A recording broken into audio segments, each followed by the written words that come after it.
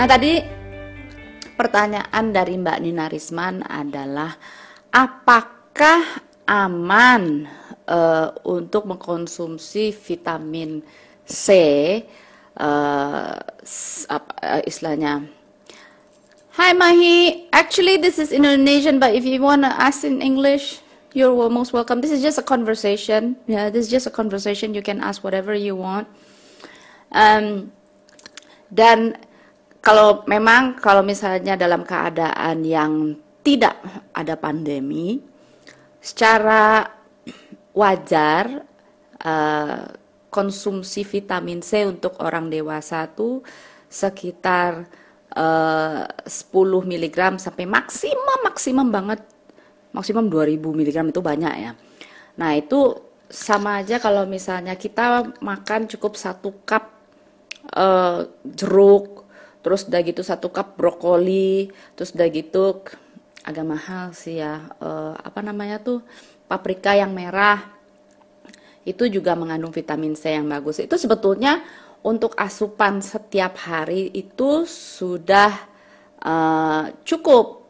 Tetapi karena sekarang lagi ada pandemi, badan kita harus agak dihajar dengan vitamin C. Karena sebetulnya kelebihan vitamin C itu nggak bahaya, karena kan semua kalau vitamin C itu kalau kelebihan juga dia keluar lewat air seni ya. Nah, jadi kalau misalnya daya tahan tubuh kita ingin supaya lebih kuat, ya bisa 500 mg cukup, atau 1000 mg cukup kalau pas pandemi. Kalau pas lagi ini nggak ada pandemi, memang bagusnya lewat makanan. Tapi kalau misalnya lewat makanan memenuhi kebutuhan sehari itu seperti apa? Yaitu kalau tidak pandemi, yang 1 cup orange. Pokoknya dalam sehari itu kita perlu dan selalu harus ada buah. Ya, jangan sampai ketinggalan buah. Emang kalau misalnya mau 1000 mg vitamin C, mau berapa banyak pepaya kali? Satu setengah atau 2 yang gede kali ya. Jadi seperti itu. Linda, apa kabar Mbak Karlinda? Baik. Apa kabarnya nih? Baik. Baik. Ya, terus ngapain aja kegiatan selama karantina ini? Saya paling baca buku, nonton film, terus meditasi, yoga tetap. Wah, Ya, mantap. Baca buku apa ya nih? buat tugas, baca bukunya Guruji. Oke, lagi yang pas baca yang mana? Lagi baca di rumah sih, sekarang lagi ada di rumah keluarga, rumah om saya. Jadi saya baca yang youth empowerment itu. Yang warna orange. Orange. Ya, Youth Ya. Empowerment bagus sekali, dan di situ juga ada gerakan-gerakan yoga yang dapat menstimuli cakra-cakra tertentu ya. Jadi memang Guruji dalam buku itu mempersiapkan para youth untuk siap menghadapi challenges ya. Dalam arti ya tantangan-tantangan dalam keseharian mereka, apakah itu berkaitan dengan dunia pendidikannya mereka atau pergaulan mereka sehari-hari, dan juga jangan pantang mundur gitu kan. Kalau apa yang namanya usia-usia seperti itu kan apinya nih panas nih, kalau dalam Ayurveda kita bicara apinya nih membara gitu. Nah, kalau api membara, kalau dalam dijelaskan secara yang positif, dia bisa diarahkan, dia bisa menjadi sangat dinamis. Tapi kalau misalnya tidak ada penyaluran yang baik, akhirnya marah-marah, frustasi, dan segalanya. Ya, saya pernah berada di fase itu, jadi semenjak tahun 2020 ikut meditasi yoga secara intensif di center yang di Singaraja, jadi lebih memanfaatkan emosi, ya gimana ya, saya jadi lebih produktif, jadi kan saya pernah baca buku minimalis tuh, Gaya Hidup Minimalis. Oh iya. Itu juga sangat berpengaruh dari dalam hidup saya, jadi saya banyak decluttering, ya buang-buang hal nggak penting, jadi bisa fokus ke hal yang penting aja. Nah, menarik bicara tentang minimalis ini, apakah sudah mempraktekannya atau belum? Udah, mantap. Apa yang dirasakan setelah mempraktekannya? Sudah, dan dalam tahap ya kan, ya hidup jadi Mm-mm. lebih enteng. Ya, agak Ya, lagging saya ya. fokus sama tujuan tujuan tujuan saya, ya keep a small Mhm. circle dan Oh, lebih bagus. Kak, lebih mm-mm. bersih, makanan juga tetap dijaga. Good. Kan karena saya minimalis jadi, dan udah coba vegetarian juga, Mhm, ngerasa mhm. nafsunya dijaga. Apalagi saya sekarang udah coba puasa Senin Kamis kan, Kamis. punya guruji itu. Oke. Aha. Ya, Mantap. itu bagus sekali karena hidup minimalis tuh mempraktekkan dari ini yoga, ya Ashtanga yoga. Itu yang disebut dengan pratihar. Pratihar itu bagaimana kita bisa menarik diri dari uh, uh, menarik diri dari panca indera kita, keinginan-keinginan panca indera kita. Ada duit, ya kita bisa beli. Lain cerita kalau misalnya ada duit, terus pengen sesuatu nggak kesampaian, itu bukan pratihar namanya. Tapi kalau misalnya kita punya keinginan, punya duit, tapi pas mau beli sebetulnya sih nggak perlu, ya ngapain beli, ya. Nah, oke, kembali lagi ke Mbak Dita. Mbak Dita sebetulnya uh, kalau di Asia mungkin agak lebih tapi kalau misalnya tapi perempuan, untuk perempuan uh, apa kadar zinc per hari itu sekitar 8 miligram. Kalau uh, laki bisa lebih, ya. Laki masih bisa lebih sampai sekitar 11 atau 12, ya. Nah, ada pertanyaan dari Michael. Michael Pranama, kalau jeruk nipis dikonsum daily morning, bagaimana? Bagus, selama kita tidak punya asam lambung yang akut, ya. Jeruk nipis dikonsumsi tiap pagi dalam keadaan istilahnya perut kosong, belum sarapan, ya, itu bagus. Nah, dicampur dengan air hangat, ya, itu bagus. Nah, kalau misalnya mau agak rasa-rasa sedikit, bisa kasih kalau kalau di India sih biasanya ini agak dikasih bumbu-bumbu, garam dikit, terus bisa dikasih juga black pepper dikit juga bisa. Siapa yang udah mempraktekkan sampai sekarang untuk minum air jeruk nipis di pagi hari? Harus anget ya, jangan dingin, karena kalau pagi-pagi itu nggak boleh minum air yang dingin. Soalnya kenapa? Ususnya bisa kaget. Sama juga kalau mau mengkonsumsi uh, minuman air putih aja, ya. Kalau mau air putih aja harus hangat. Tidak boleh yang namanya dingin. Kalau hangat dia akan menstimuli peristaltistik. I don't know how to mention that word. Itu nanti jadi kalau pagi kita jadi terstimuli untuk BAB. Itu adalah salah satu cara keseharian atau ritual dalam Ayurveda. Justru setiap pagi harus minum air hangat. Hai Shay. Hai, maaf banget kagak ada anunya ya, apa? Earphone-nya kagak bawa, maaf. Gak Gimana, masalah. Maaf. Apakah baik? Ngapain aja? Hari ini, tadi pagi aku ada photoshoot from home, lucu ya? Pantesan Jadi, dandan sekali. oh iya, luar biasa. Hai Monica, ada Monica. Hai Monica, thanks for Hai saying semua, hi. Ananda semua. Ma, aku ada pertanyaan dong. Ya, siap. Jadi kemarin Ma Acena sempat halo-halo bilang ada perbedaan setiap tubuh, ada yang api, ada yang air, ada yang earth, ada yang wind. Ya. Benar sih. Oke, terus kayak setiap tipe orang itu harus konsumsi yang beda-beda. Jadi ada sayuran yang nggak cocok sama beberapa dari kita. Can you explain that, please? Oke, jadi disebut dengan Vata Pitta Kapha, ya. Jadi Vata itu adalah yang angin. Kalau terjemahan bebasnya adalah angin. Pitta terjemahan bebasnya adalah api, padahal sebetulnya sesuatu yang mentransform, ya. Sedangkan kapha atau terjemahan bebasnya adalah air lah, atau mountain, karena dia sifatnya kokoh. Ya. Jadi setiap orang itu, dalam setiap orang kita memiliki ketiga, disebut dengan bioenergy atau tridosh. Nah, semua ada dalam tubuh kita. Hanya tergantung apa yang kita miliki atau kita peroleh dari orang tua kita, itu our DNA gitu. Oke, pause dulu. Yes. Karena nggak paham, jadi tak tanya dikit-dikit ya. Yes, sip. Apa? Karena this is new information for me. So Okay. tiga dasha atau tiga bioenergy, did you say? Ya, tridosh.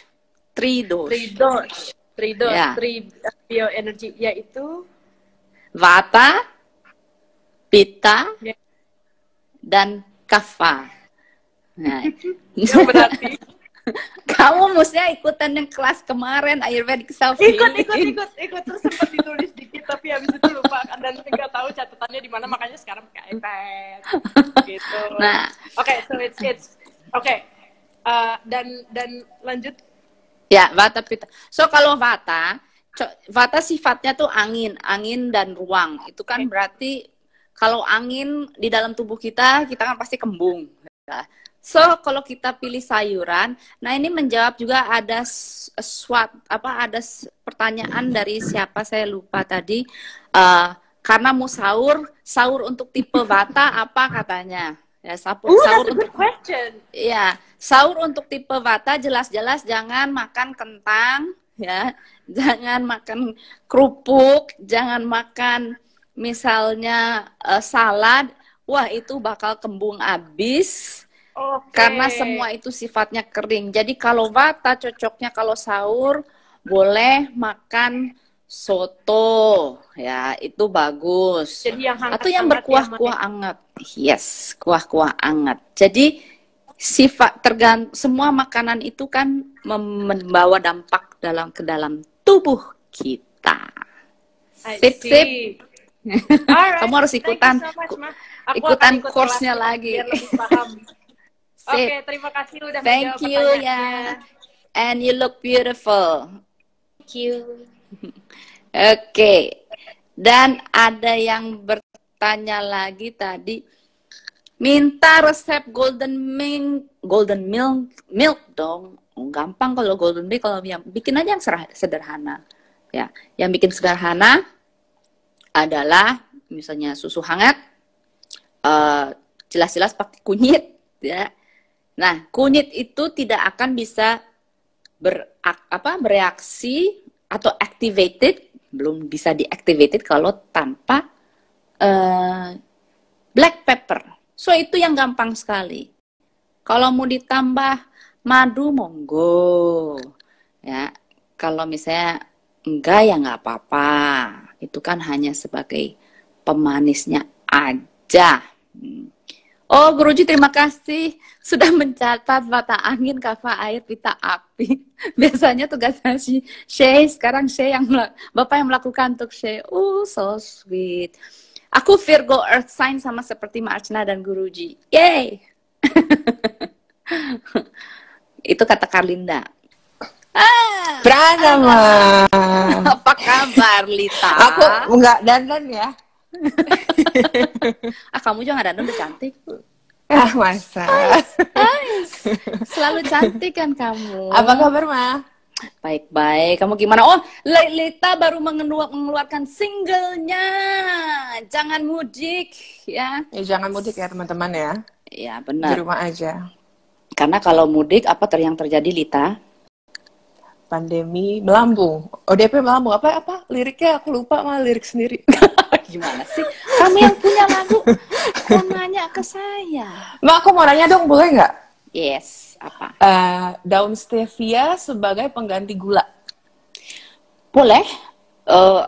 Kalau ambil yang freshnya ya, jangan ambil stevia yang sudah dalam bentuk, I'm not going to mention merek, tetapi yang di sachet itu tuh mereknya. Nah, itu tidak sehat. Bagusnya dalam bentuk daun atau ekstrak daunnya yang udah jadi bubuk, right? So dia kalau dalam bentuknya daun, dia bisa direbus. Ya, bisa direbus, terus begitu kan you get the gula tuh. Rasa ada gulanya, sugarnya. Nah, itu. Jadi make your sugar sirup tuh dari situ. Atau yang sudah dijadikan ekstrak jadi bubuk, itu masih oke. Nah, tapi menarik kalau misalnya dalam astrologi barat memang dibilangnya saya Guruji pokoknya September, Agustus, akhir September gitu adalah Virgo. Nah, belum tentu itu yang terjadi jika di Vedic astrology, Jyotish. Anyways, tadi kembali tentang gula. Hindari yang namanya konsumsi gula sama sekali selama pandemi ini. Oke? Karena tidak sehat sama sekali. Stevia masih oke lah. Dan kalau misalnya nggak perlu gula, ya nggak usah gula sama sekali. Oke, Puja is asking, how about sugar cane, sugar? Madu pun semua yang kalau selama pandemi doang ya, even though misalnya mau madu dan segalanya juga hindari. Tapi kalau misalnya mau ya silahkan sebatas yang tadi bilang stevia. Asal pokoknya jangan bukan fabricated sugar, what do you call it? Processed sugar, ya, processed sugar, not processed sugar. Ya, sugar cane. Maaf ya. Ini rambut saya suka ini bikin berisik. Sugar cane. Misalnya kalau pasti Puja tahu itu apa namanya? Jaggery it is lebih sehat. Jaggery itu apa? Gula tebu murni. Oh ya Puja, okay, you can avoid because anyways you're sweet. Ya sih, kamu kan sudah sweet, so jadi ngapain juga. Nah, untuk Mbak Nina kurma boleh. Kurma boleh dijadikan gula pengganti pemanis ya. Keshe, garam itu sehat nggak sih untuk kita, dan kenapa table salt berbeda dari real salt? Oke, karena table salt itu sudah processed. Anything yang proses ada kandungan kimiawi, so it's not healthy. Apakah salt sehat? Segala sesuatu tidak sehat kalau dalam kadar yang berlebihan. Ada orang-orang yang selalu kebiasaan baru aja duduk di meja, belum dirasakan makanannya, langsung sudah tambah minta untuk tambah salt. No good. Itu berarti berlebihan. Kecuali kalau makanannya hambar banget, ya boleh. Secukupnya aja. Toh hidup ini sudah penuh dengan garam. Dengan segala permasalahan dan segalanya. Apakah kurang cukup garamnya dalam kehidupan? Harus tambah lagi? Musliah Razak, apa kabar? Kalau dari Ayurveda buka puasa baiknya dimulai pakai apa dulu? Yang dingin-dingin atau manis-manis? Pertanyaan bagus, sekali lagi. No, dingin-dingin. Haram hukumnya yang dingin-dingin. Karena saya tahu keinginanmu selalu yang dingin-dingin. Nah, kalau manis-manis oke. Manis karena untuk menambahkan stamina. Itu juga manis, tolong jangan langsung glep gula gitu ya. Karena ngerasa bahwa oh ya karena ini kan kadar gula darahnya turun gitu. Cukup yang air hangat terlebih dahulu. Itu. Nah, malah kalau misalnya kalau pencernaannya kuat sekali, yes, boleh ditambah yang tadi lemon, but kalau misalnya nggak usah juga nggak. Yang penting air hangat. Cukup. Nah, kalau misalnya agak kembung, itu berarti mendingan bikin wedang. Ya, wedangnya wedang apa? Tahu adas manis? Nah, bikinlah wedang adas manis. Itu yang suka kembungan, boleh minum itu supaya nggak tersiksa dengan kekembungannya. Apalagi dengan kekembungannya. Oke. So, next. Apa ini? He said to replace salt with lemon. Can? Ken Puja, my doctor asked me to avoid sodium, so I told him I don't use table salt, I use pink Himalaya salt. So he replied, it can be from Himalaya or Nepal or Afghanistan. No salt means no salt. It is true karena ya, dalam lemon itu ada kandungan sodiumnya, dan juga jangan salah, yang namanya sayur-sayuran pun sayur-sayuran dan fruits sudah mengandung sodium. Jadi kalau misalnya menghindar salt juga bisa sih sebetulnya. Oke, nah ada yang bertanya, oh Blimade apa kabar Blimade? Apa tadi pertanyaannya Blimade? Apakah benar Himalayan salt itu punya khasiat istimewa? Jelas, dari Himalaya. Warnanya pink juga ya. Nah, tapi apa sih yang kegunaannya, atau bukan kegunaan kita, karena tadi ada yang nanya tentang garam ya. Jadi kita bahas tentang garam aja dulu ya. Karena garam atau sodium lah dibutuhkan di tubuh kita itu untuk beberapa fungsi, seperti misalnya mengirimkan sinyal-sinyal ke sistem saraf ya, sistem saraf. Terus udah gitu supaya juga menghindar dari tekanan darah rendah. Nah, orang yang tekanan darah rendah justru butuh garam. Nah, itu semua terjadi karena sebetulnya konsumsi makanan atau nutrisi makanan sehari-harinya tidak memenuhi semua kriteria-kriteria tersebut, jadi butuh dalam bentuk salt atau garam seperti itu. Nah, kan ada yang mengatakan bahwa di dalam Himalayan salt itu ya banyak ini mineral-mineralnya sih, jelas gitu. Apakah lebih natural saltnya? Klaimnya sih iya ya, klaimnya sih iya. Yang jelas mencegah dehidrasi. Ingat kan kalau misalnya kita lagi diare, terus kita harus minum apa, ibu-ibu apa bapak, supaya tidak dehidrasi? Yaitu uralit. Oralit kandungannya apa? Gula dan sodium. Anyway, yang jelas Himalayan salt itu mengandung kalsium, potasium, karena di gunung kali ya, ada kikisan-kikisannya, magnesium. Jadi mengapa katanya lebih khasiatnya lebih bagus daripada salt atau garam yang didapatkan dari laut. Wedang Mbak Debbie yang di Jogja boleh. Nah, gula batunya dikit aja oke ya, tawar-tawar dikit nggak masalah ya, begitu. Nah, itu jadi yang pada bertanya.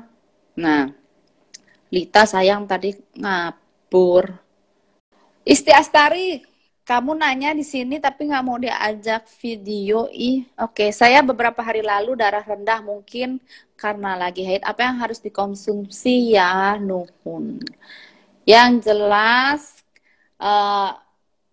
yang harus dikonsumsi adalah makanan-makanan justru yang tidak heavy to digest. Apa ya heavy to digest? Saus-sausan tuh. Misalnya sos tomat, sos sambal, kayak gitu dihindar. Terus udah gitu banyak makan yang mengandung magnesium banyak. Terus omega 3 paling bagus sekali. Dan juga yang manis-manis boleh lah, karena makan biasanya orang kalau misalnya mau haid gitu ya, selalu nyari yang manis-manis. Tapi manisnya jangan gula ya, kurma, kismis, bagus. Jadi kalau misalnya apalagi darah rendah, apa yang bisa kamu lakukan? Rendam 5 biji kismis dalam segelas air, segelas air, ya dikit aja sih, diemin semalaman, terus udah gitu apa yang kamu lakukan besok paginya minum tuh air. Kismisnya juga ya, dimakan, jangan rugi ya. Itu dapat meningkatkan kadar gula dalam tubuh, itu bagus. Oke. Nah, ini ada yang nanya omega 3 selain dari ikan bisa didapat dari mana? Flaxseed. Saya nggak tahu bahasa Indonesia flaxseed, jadi mohon maaf tidak bisa menerjemahkan. Oke, kalau Debbie mau tahu kira-kira arti dari namamu apa? Oh, Baja. Debbie itu Baja, Batak Jawa. Yang jelas, Debbie, nerawang dulu nih, nerawang dulu. Yang membuat kamu termotivasi, termotivasi. Atau gini deh, orang kalau pertama ngelihat kamu tuh kayaknya, oh ini orang ramah sekali, terus udah gitu dia inginnya selalu membantu. Wes, itu kesan orang. Kalau misalnya saya nggak tahu, tanya Rodinya bener atau enggak ya. Nah, dan yang selalu memotivasimu itu adalah berkaitan dengan komunikasi apa? Kalau kamu bisa menghubungkan connecting people lah, kayak Nokia, wah nyebut merek ya, kayak begitulah istilahnya. Emosimu memang suka up and down, ya. Ya maaf, musik mah nggak ada musik untuk nerawang ya. Ya nanti lain kali saya pakai musik untuk nerawang. Jadi emosimu suka up and down, tetapi sebetulnya dengan nama Debbie Sri Wahyuni apa tadi Sinaga. Nah, ada Sri Wahyuni. Wahyu itu kan istilahnya mendapatkan sesuatu, tapi kalau di sini Debbie dengan nama Debbie itu sebetulnya kamu bisa melihat sesuatu yang boleh kan kamu tuh lebih bijak dari orang seumurmu. Taelah. Itu jadikan modalmu. Ya, dan kamu pun akan lebih tergerak untuk kalau misalnya berada di lingkungan yang basah apalagi yang melembabkan jiwa, karena sebetulnya orang seperti Debbie itu sebetulnya dia gentle, tapi kelihatannya bisa galak gitu. Dan selalu ingin menyenangkan orang, tapi di satu sisi juga belum tentu mau ngalah. Nah, itulah yang menjadi bocoran tentang namamu ya. Kalau misalnya mau lengkap ya silahkan tuh tanya ke si Vera. Mau nanya lebih silahkan hubungin Vera ya. Nah, karena saya belum ngasih tahu kamu tujuan hidupmu apa. Hehehe. Jadi itunya dulu, modalnya dulu kan, yang penting modalnya dulu. Tadi tahunmu berapa ya, Debbie? Kok ketilep? Debbie Sri Wahyuni tahun 80, saya tahu kamu pasti tahun 80. Benar. Nah, tanggal berapa? Desember, tanggal berapa? Nah, kalau misalnya tanggalnya kelibet, ya agak bingung nih. Wah, ganti nama Mbak Isti ya, biar sesuai dengan tertulis di sini. Isti Astari. Jadi itu, Debbie. Ya. Walah, Istiqomah Hastari juga nggak mau kalah dia. Sama dikasih ajak ngobrol beneran dia nggak mau. Tapi kalau pas suruh nanya-nanya, dia mau. Istiqomah, kenapa kamu nggak dipanggil Istiqomah? Istiqomah Hastari. Nah, kamu benar-benar bakatmu tuh memang, nah itu yang saya tadi bilang, di connecting, itulah. Dan paling connecting people, dan paling tidak suka untuk berkonfrontasi. Jadi kalau misalnya ada urusan, tapi saya nggak tahu ya kalau sama Zemri, maaf Zemri saya tidak mewakilimu. Tetapi kalau misalnya ada konfrontasi, kamu lebih baik menghindar daripada menghadapinya. Begitu loh. Ya. Jadi dan salah satu bakatmu juga berkaitan dengan apa ya? Iya, nggak bisa apa kayak ingin selalu berkontribusi, Sheila. Itulah seorang istiqomah. Nah, kamu sebetulnya tujuan hidupmu ada yang berkaitan dengan memanage. Udah segitu ya, cukup ya. Nanti kalau misalnya mau lebih lanjut lagi, silahkan tanya Vera. Ya. Wah, ini banyak yang pengen di Terawang ternyata. Iya tuh Isti tuh Lita aja yang di Terawang. Terus wah. Nah, istiqomah kalau kamu dipanggil Isti doang ceritanya lah jadi lain loh. Gimana dong? Kamu bisa pakai istiqomah hastari atau isti astari. Karena kalau isti astari nanti hasilnya beda. Tapi kita lihat bagusan yang mana ya. Kalau isti berarti kualitasmu lebih ke arah spiritual.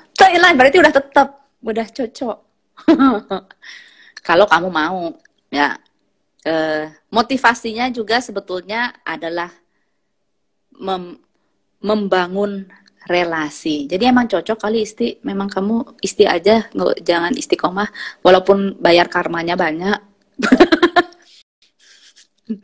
Ya.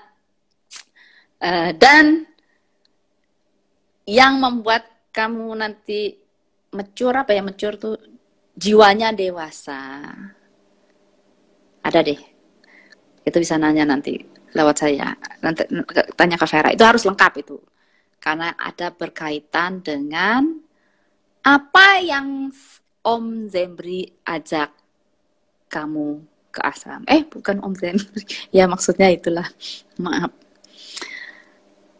Maaf pertanyaannya apa? Oke, Mas, saya krisis identitas nih, Mah. Pernah tanya Guruji, katanya saya dapat pengetahuan dari kehidupan yang lalu. Belum sempat ngobrol lagi dengan beliau. Sampai sekarang saya masih bingung. Iya, soalnya kalau misalnya menghadapi krisis identitas ya bagus. Ini adalah langkah awal. Kalau guru selalu mengatakan, kalau mulai bingung, bagus. Karena kebingungan itulah yang akan menjadi stimuli kita, menjadi katalisator ya, untuk mencari lebih dalam tentang kehidupan ini atau tentang diri kita ini. Kan kalau di Bhagavad Gita, Arjuna pun memulainya semua dengan kebingungan. Nah kita siapa? Masa enak-enak aja gitu? Pasti kita dikasih kebingungan. Dan krisis identitas ini cocok. Ya, cocok. Karena akan lebih membuat Ezubuchan untuk lebih menggali why, what am I doing here? Apa sih sebetulnya tujuan saya hidup di sini apa? Kenapa misalnya saya tidak cocok dengan lingkungan yang ada sekarang, tapi saya lebih, atau di mana saya berasal, dari mana saya berasal, tapi kenapa saya lebih cocok untuk melakukan hal yang lainnya? So, itulah kebingungan yang harus digali. Memang kalau misalnya ingin mengetahui programming yang sudah kita peroleh dari sebelum kelahiran bisa diketahui lewat tanggal lahir dan nama, ya. Itu hanya membantu supaya kita nggak begitu, wah ini bahasanya kok agak vulgar, grepe, bukan grepe ya. Ya, groping in the dark kalau bahasa Inggrisnya. Kalau bahasa Indonesia kok nggak enak, grepe ya, bukan grepe. Meraba-raba dalam kegelapan, ya. Daripada meraba-raba dalam kegelapan, jadi mengetahui dari astrology or something like that, bisa membantu, ada gambaran lah istilah. Jadi ada tahu setidaknya blueprintnya nggak blank banget ya. Dari situ bisa kita ketahui. Oke? Nah, kalau itu nggak bisa diomongin di sini karena saya harus benar-benar ngitung ya. Susiana Marina, orang Jawa kalau manggil orang emang suka dipotong depannya doang, nggak panggil lengkap. Iya, itulah makanya nasibnya jadi berbeda. Ya, nasibnya jadi beda. Seharusnya nama yang sudah diberikan memberikan kita suatu kekuatan tertentu, energi tertentu, lah terus dipotong-potong, jadinya begini. Kayak kemarin ya, saya lucu banget. Saya kenal nih orang karena saudara. Saya nggak tahu bahwa namanya dia itu titik-titik gitu ya. Karena seumur hidup saya tahu dia tuh namanya si Eneng. Jadi kemarin ada yang nyapa lewat FB, terus masih inget nggak? Kita kan dulu pernah gini nih. Saya langsung, ya ampun nih sopo ini, karena kan udah lama sekali nggak pernah ketemu, dan dari kecil ya, saya terakhir ketemu tuh lagi kecil umur 6 tahun atau apa, terus nggak pernah ketemu lagi, tiba-tiba nongol lewat medsos. Kan stres aja di ngomongin seperti itu, sopo ini. Ternyata dia bilang, bingung ya, ini loh saya si Eneng gitu. Saya langsung bilang, ya ampun, oh saya baru tahu kok nama kamu tuh bukan Eneng, ternyata yang lain. Nah, inilah yang terjadi. Nasib kita tuh bisa berubah dengan nama panggilan yang orang berikan kepada kita, dan kita mengidentifikasikan diri dengan nama tersebut. Wah, oh ya Mbak Olia, terima kasih, meraba. Maksudnya meraba. Wah, ini kok jadi channel terawangan nih. Wah, Margo Mahendra Gutama, nama saya Made Mahendra Gutama. Terus nama panggilannya Margo. Gimana nama panggilan saya, Mak? Kok bisa jadi Margo? Jauh banget ya. Margo tuh, sorry, saya bacanya bahasa Prancis. Margo. Ini bacanya bahasa apa? Indonesia atau Inggris? Margot. Ini Margot atau Margo nih? Karena lain cerita. Karena kalau Margot terus terang kurang ininya ya. Dari yang ada Muhammad Gotama, emang berat sih namanya. Mahendra Gotama, agak mau dibilang berat sih, enggak juga. Tetapi ada challenges-nya ya. Walaupun Margot justru lebih banyak challenge-nya, tantangannya. Jadi coba aja tetap ke Mahendra. Kalau bisa tetap panggil Mahendra. Gitu. Ya. Jangan putong-putong lagi. Ya berarti Margot ya. Jangan Pak. Kalau Margot bagusan Mahendra daripada Margot. Nama saya ini ke semuanya ya. Oh, Margot kependekan dari Mahendra Gotama. Mendingan Mahendra. Wah, ini mah kalau kamu mau bukan di Terawang, I think I told you about your qualities ya. Kalau Awang itu kan sebetulnya, wait, what's your real name? Awang apa ya? Awang apa ya? Because kualitasmu, there is a leader quality in you sebetulnya. But then jangan reluctant untuk ini kekuatannya ya. Jangan reluctant, malas untuk membangun leadership skills-nya. Yes, leadership skills. Jadi namamu tuh ada kekuatan yang berkaitan dengan kualitas leadership. Berarti you have to develop leadership skills. And leadership skills tuh kan sebetulnya kamu sudah ada, kalau misalnya seseorang sudah punya programmingnya dalam dirinya, it should be easier untuk what do you call that, mengembangkannya. So semua itu bisa kau peroleh, ya. You can obtain it dengan cara improving the skills, and you are also destined, istilahnya, untuk to do things out of the extraordinary. Bukan sesuatu yang biasa-biasa gitu. I'm not saying you have to be like, nanti jangan sampai kamu terbebani bahwa kamu harus become so extraordinary. No, but berbeda dengan not doing yang whatever everybody's doing. So you are meant to be that life prepares a lot of experience. So whatever your experience, hardships, apakah itu walaupun kau masih muda tetapi kamu sudah mengalami hardships dari kecil, justru this is to shape you, untuk membentuk kamu menjadi seseorang yang tangguh. When I say tangguh, not stubborn, you know. When I say tangguh, you are orang yang kepribadiannya kuat, right? Determinationnya kuat, not stubborn, beda. Keras kepala itu berbeda. Dan semua hardships dalam hidupmu itu menjadi stepping stone. That's the thing. Itu yang kamu harus selalu ingat.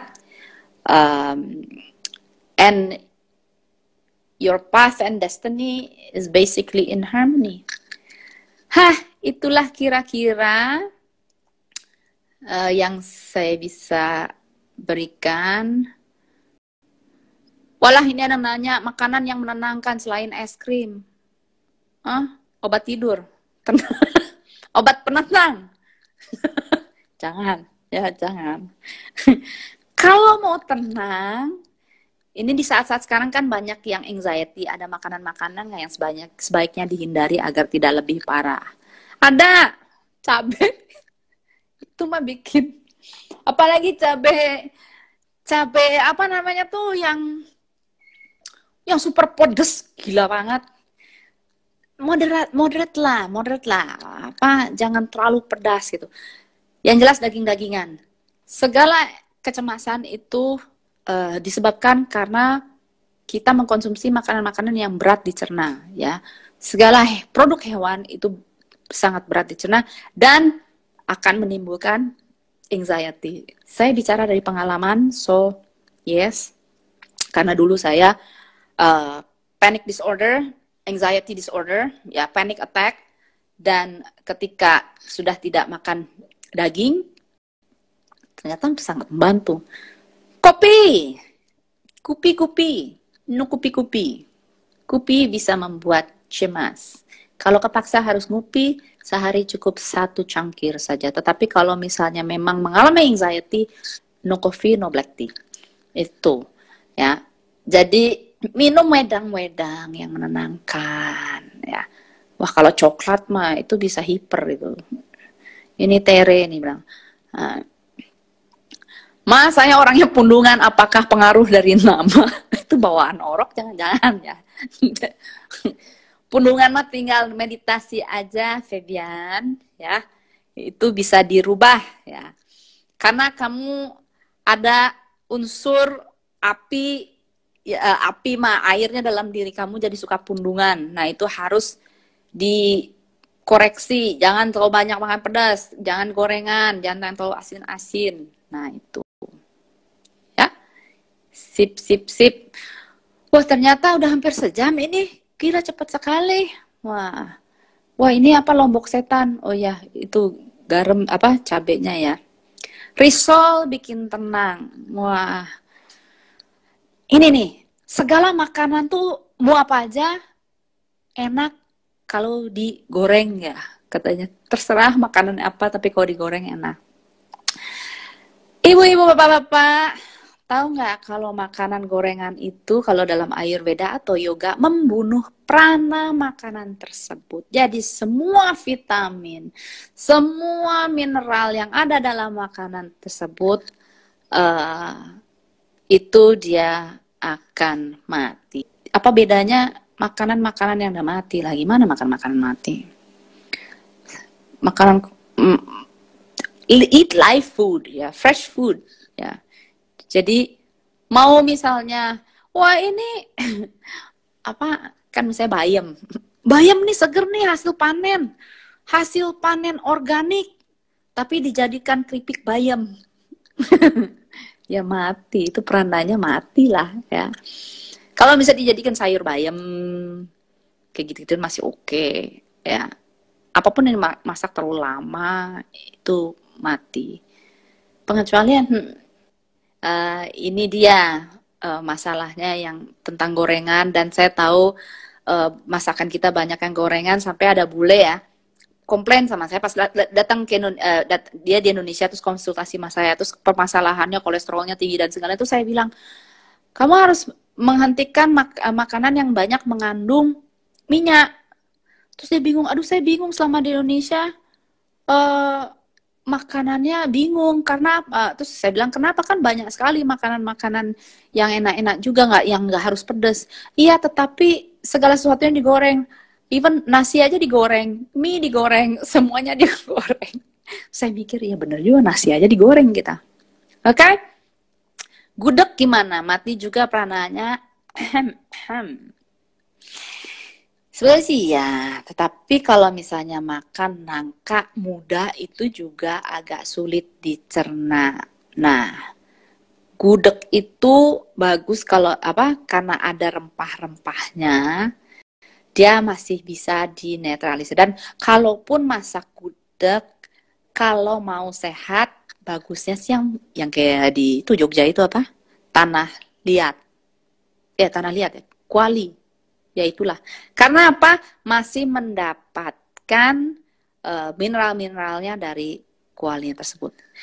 Itu bisa kita pelajari dalam program Ayurvedic Cooking yang next batch kita akan menggunakan alat-alat tersebut. Ya tapi bisa sih ya online sebetulnya ya.